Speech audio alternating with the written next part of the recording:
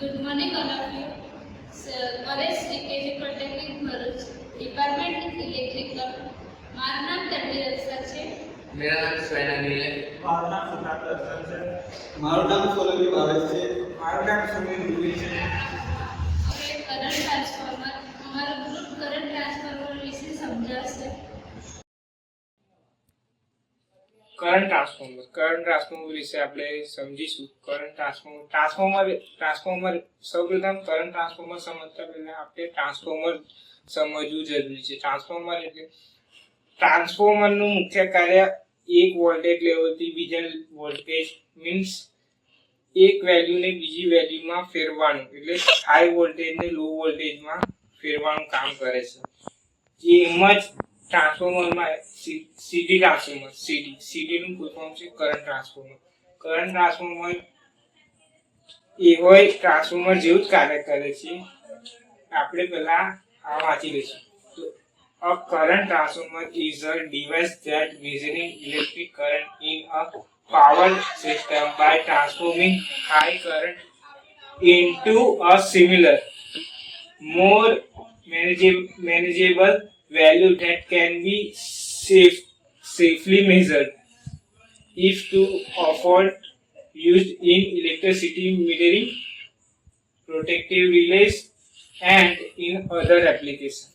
સૌપ્રથમ આમાં બેનરમાં લખ્યા પ્રમાણે કરંટ ટ્રાન્સફોર્મર એક ઇલેક્ટ્રિક ઉપકરણ છે. એ કાર્ય કરંટની મોટી વેલ્યુને ઘટાડવામાં થાય છે અને તે પ્રોટેક્શન ડિવાઇસ તરીકે પણ ઉપયોગ કરવામાં આવે છે.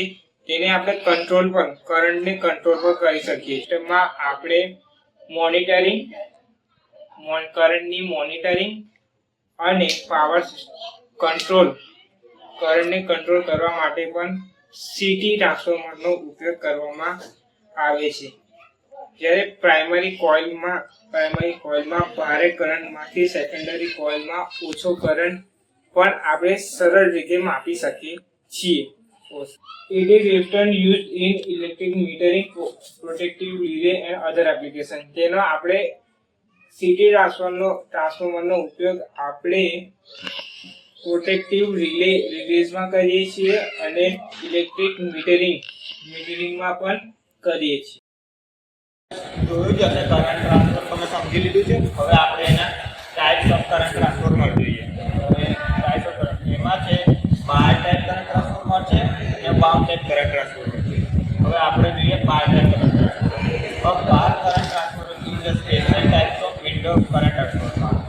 A solid bar placed firmly through the window.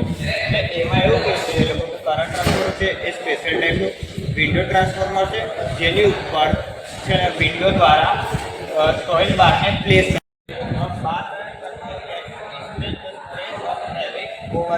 એટલે જે ટ્રાન્સફોર્મર છે કરંટ ટ્રાન્સફોર્મર છે એ ડિસ્ટન્સ સ્ટ્રેસ અને હેવી ઓવર કરંટને જાળવી શકે છે. Avoid damaging stress could destroy the bus and damage the transformer. Care must be taken to properly mount the transformer with respect to access conductor. એટલે આમાં એ લોકો એવું કહે છે કે જે મેગ્નેટિક સ્ટ્રેસના લીધે બસ અને ટ્રાન્સફોર્મર ડેમેજ થાય છે એના માટે આપણે ટ્રાન્સફોર્મરની બાજુમાં કંડક્ટરને માઉન્ટ કરવામાં આવે છે જેથી મેગ્નેટિક સ્ટ્રેસના લીધે ટ્રાન્સફોર્મર ડેમેજ ના થઈ શકે. These types of current are typically found on insulation where the potential is 20 kV or less. એટલે આમાં જે કરંટ ટ્રાન્સફોર્મર છે બારનું કરંટ ટ્રાન્સફોર્મર એ ઇન્સ્યુલેશન પર જોવા મળે છે જ્યાં 20. હવે આપણે જોઈએ વાઉન્ડ ટાઈપ કરંટ ટ્રાન્સફોર્મર.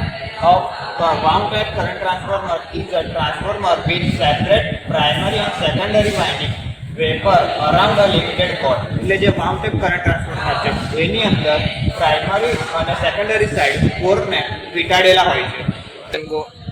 હવે a wound current transformer is designed so that the primary windings consist of one or more turns of large cross-sectional wire connected in series with the circuit to be measured. એટલે આ જે છે એ wound type current transformer છે એ એવી રીતે design કરવામાં આવે છે જેમાં પ્રાઇમરી સાઈડ વધારે ટર્ન્સ હોય છે અને ક્રોસ સેક્શનલ વાયરને સિરીઝમાં કનેક્ટ કરેલો હોય છે જેનાથી સર્કિટની મેજરિંગ સારી રીતે થાય છે. તો this kind of current transformer is located on the high voltage side of substation and consider a primary conductor that carrying the current. એટલે આ જે કરંટ વાઉન્ડ ટાઈપ ટ્રાન્સફોર્મર છે એને હાઈ વોલ્ટેજ સાઈડ અને સબસ્ટેશન સાઈડ પ્લેસ કરેલું હોય છે જેમાંથી પ્રાઇમરી સાઈડના કંડક્ટર ઇઝીલી પસાર થઈ શકે છે. આપણે જોઈએ બાર ટાઈપ કરંટ ટ્રાન્સફોર્મર અને વાઉન્ડ ટાઈપ કરંટ ટ્રાન્સફોર્મરના એડવાન્ટેજ. હવે સૌથી પહેલાં જોઈશું આપણે બાર ટાઈપ કરંટ ટ્રાન્સફોર્મરના એડવાન્ટેજ. એમાં સૌથી પહેલું એડવાન્ટેજ એ છે કે એમાં કોમ્પેક્ટ એન્ડ સ્પેસ છે. એનો 4 પોઈન્ટ છે રેડિયુસ મેન્ટેનન્સ, 5th પોઈન્ટ છે ઇઝી એન્ડ ઇન્સ્ટોલેશન, 4 પોઈન્ટ છે લો પાવર ફેક્ટર. હવે 7મો પોઈન્ટ છે accuracy is high time high current measurement. એ વાઉન્ડ ટાઈપ કરંટ ટ્રાન્સફોર્મરના એડવાન્ટેજ. ફર્સ્ટ એડવાન્ટેજ છે એ વાઉન્ડ ટાઈપ કરંટ ટ્રાન્સફોર્મરના એડવાન્ટેજ. એનો ફર્સ્ટ એડવાન્ટેજ છે high accuracy of low current. Second point છે એડજસ્ટેબલ રેશિયો. થર્ડ પોઈન્ટ છે compact of low current. Point છે ઇન્હેન્સ ઓફ સેન્સિટિવિટી. 5મો પોઈન્ટ છે ફ્લેક્સિબલ ઇન કોર મટીરિયલ. તમે કરંટ ટ્રાન્સફોર્મર વિશે જાણ્યું છે. હવે આપણે જોઈએ કરંટ ટ્રાન્સફોર્મરનું કન્સ્ટ્રક્શન એટલે કે તેનું બંધારણ એ કઈ રીતે બનાવવામાં આવે છે તે જોઈશું. તો આ એક ડાયાગ્રામ છે current ટ્રાન્સફોર્મરનું.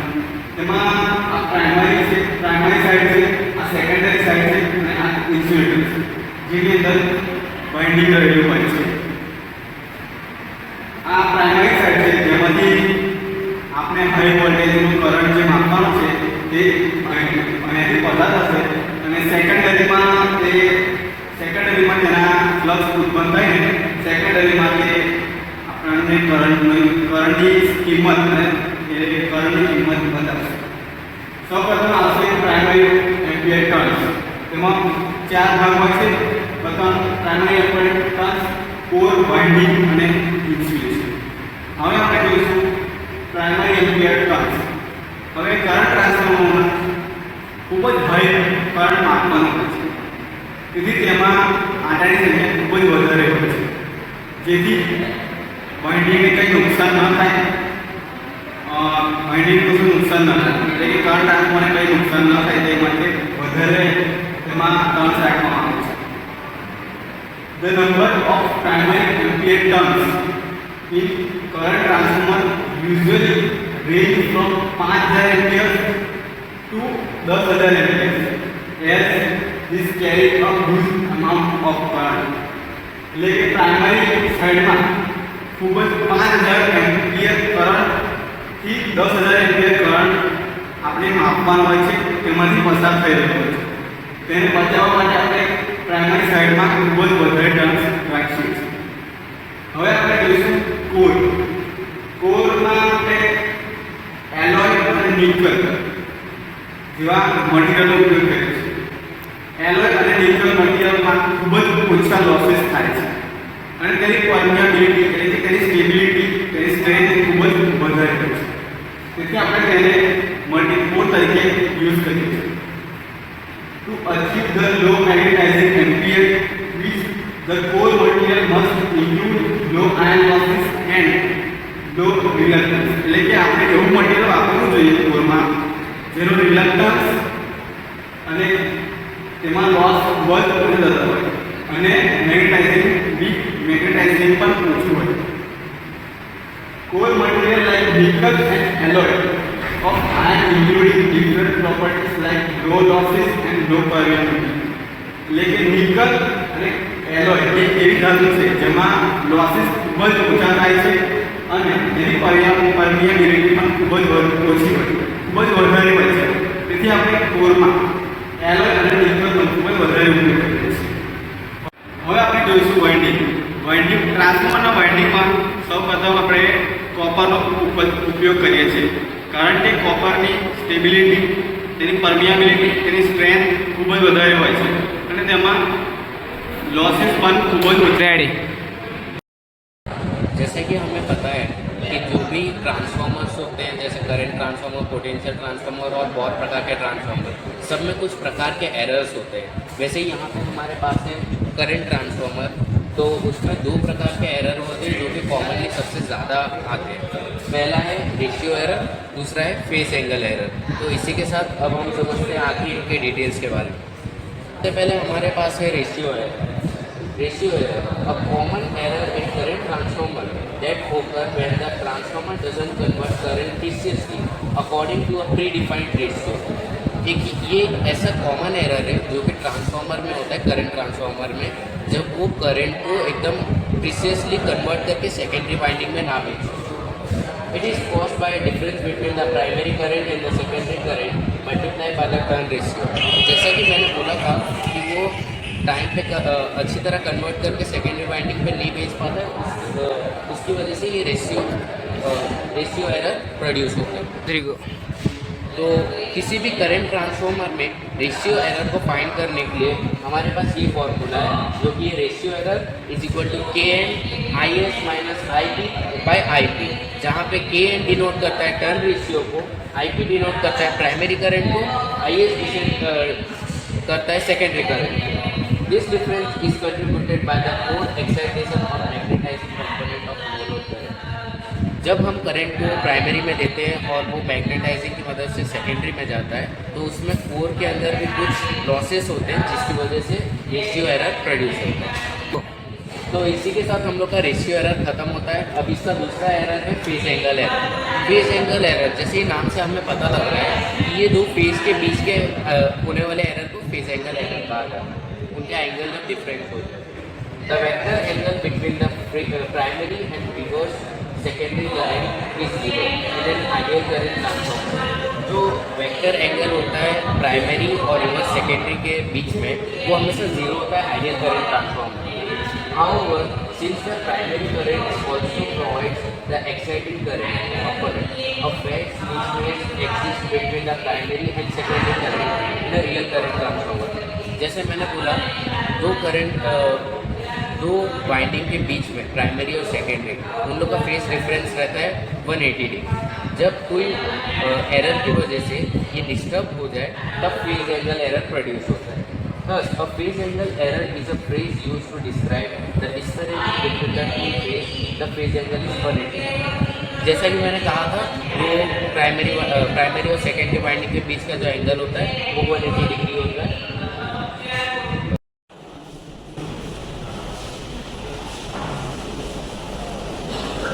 Function of current transformer.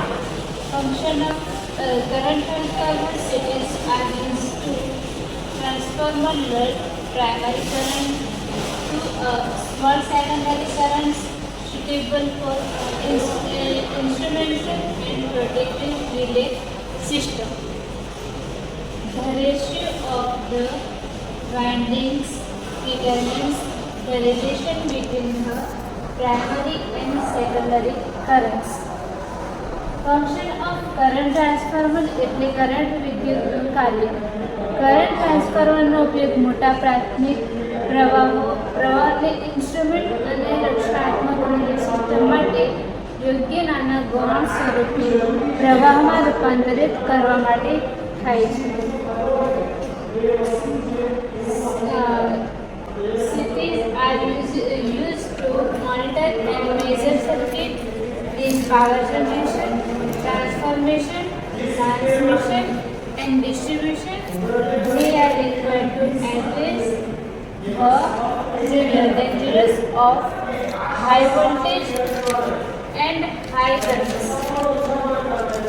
Cities चार मेन मुद्दा છે: generation, transformation, transmission and distribution. Generation એટલે આપણું પાવર જનરેટ થાય. અલ્ટરનેટર દ્વારા પાવર જનરેટ કરીએ છીએ. પાવર જનરેટરથી આપણે 81 kV કરીએ છીએ. અને ત્યાં સ્ટેપ અપ ટ્રાન્સફોર્મર દ્વારા વોલ્ટેજને 11 કેવી 220 કેવી 132 કેવી 440 કેવી સ્ટેપ અપ કરીએ છીએ અને ટ્રાન્સમિશન લાઇન દ્વારા ડિસ્ટ્રીબ્યુશન સેશન સુધી લઈ જઈએ છીએ અને ત્યાં પાવર ઇસ્યુ કરવામાં આવે છે. ત્યાં સ્ટેપ અપ ડાઉન દ્વારા 440/11 220/11 રિસીવ કરીએ છીએ.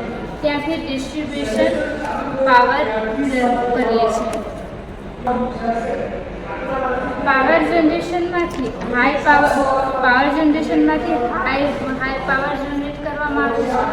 ત્યારબાદ તેને ટ્રાન્સમિશન લાઇન દ્વારા ટ્રાન્સમિટ કરવામાં આવે છે અને ટ્રાન્સમિટ થયેલા પાવર અલગ અલગ સબસ્ટેશનમાં ડિસ્ટ્રીબ્યુટ કરવામાં આવે છે અને ડિસ્ટ્રીબ્યુટ થયેલ પાવર સપ્લાયને ડિસ્ટ્રીબ્યુટ દ્વારા આપણા ઘર સુધી મોકલવામાં આવે છે. વર્કિંગ ઓફ સિટી ટ્રાન્સફોર્મર એટલે આપણે હવે જોઈશું કે સિટી ટ્રાન્સફોર્મર કઈ કઈ કામ કરે છે. પહેલાં તો સિટીનું વર્કિંગ શું છે? વર્કિંગ એટલે એ કયા પ્રિન્સિપલ પર કાર્ય કરે છે? તો એ ફેરાડેના ઇલેક્ટ્રોમેગ્નેટિક ઇન્ડક્શનના નિયમ પ્રમાણે કાર્ય કરે છે. જે સિટી ટ્રાન્સફોર્મર કયા કયા ડિવાઇસ તરીકે ઉપયોગ કરવામાં આવે છે? તો પહેલાં તો metering accurately measure current for building and energy monitoring. એટલે મીટરિંગ તો આપણને ખબર છે કે આપણા ઘરમાં જે એનર્જી મીટર લાગેલા હોય છે તેમાં સિટી આવેલી હોય છે. એટલે એક્યુરેટ મેઝરમેન્ટ આપે છે સિટી ટ્રાન્સફોર્મર અને બિલિંગમાં કામ કરે છે અને એક્યુરેટ આવે છે અને એનર્જીને મોનિટર